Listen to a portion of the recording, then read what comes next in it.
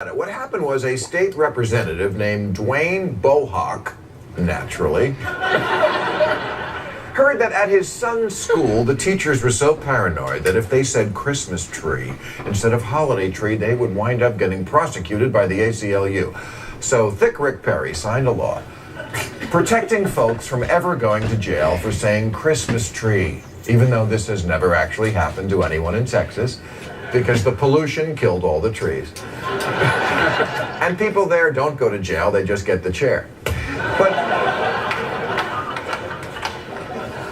But thanks to Rick, students and teachers no longer need fear doing hard time for saying Christmas instead of winter solstice, or Christmas tree instead of holiday tree, or menorah instead of Jew candelabra.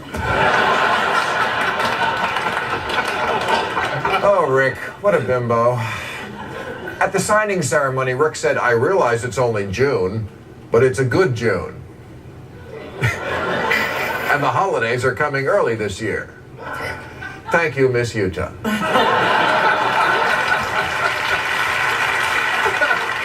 And get this, he was flanked by 6 Santas and a rabbi. A rabbi at Christmas? Sure, why the fuck not? Because, you see, in America, it doesn't matter what you worship, as long as you worship something.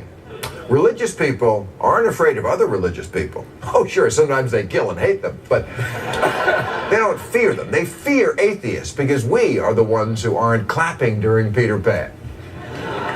Remember Peter Pan? If everybody in the audience doesn't clap and say, "I believe in fairies," then Tinkerbell's light goes out and she dies. Because religion is kind of like a conga line. If one person doesn't join in, you see yourself through their eyes and you realize you look like a schmuck. A couple of weeks ago, Hillary Clinton debuted on Twitter and in her bio described herself as a wife, mom, lawyer, senator, secretary of state, dog owner, pantsuit aficionado. But she didn't say person of faith.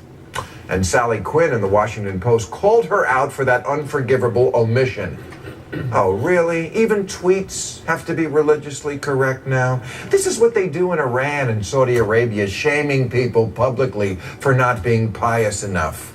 And is Sally Quinn really a person of faith?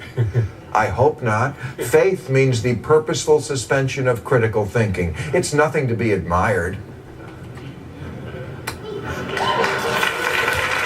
Instead of goading each other into keeping up this facade, why don't we all come out of the closet together?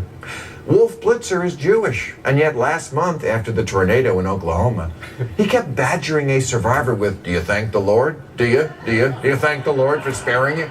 Until the woman finally told him, "I'm actually an atheist." Well, Wolf was floored. He looked like he'd just been spayed and neutered. So the woman added, "But I don't blame anyone for thanking the Lord."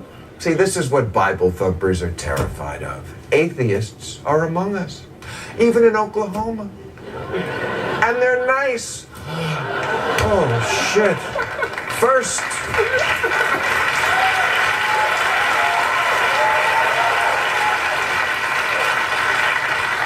the gays got mainstreamed, now this? Yes, now this. The fastest growing religion in America is none of the above. 20% of America, 46 million people, up 5% in just the last 5 years. By far the biggest, most underrepresented minority in the country. And like the lady in Oklahoma, not a threat to you.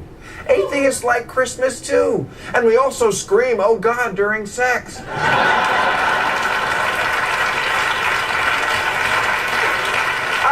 Christmas. The memories, the songs, the tree, the re-gifting, the stupid inedible fucking fruitcake. I love it all. I even like the idea of a nice man who sees me when I'm sleeping and knows when I'm awake. And that man's name is Barack Obama. All right, that's our show.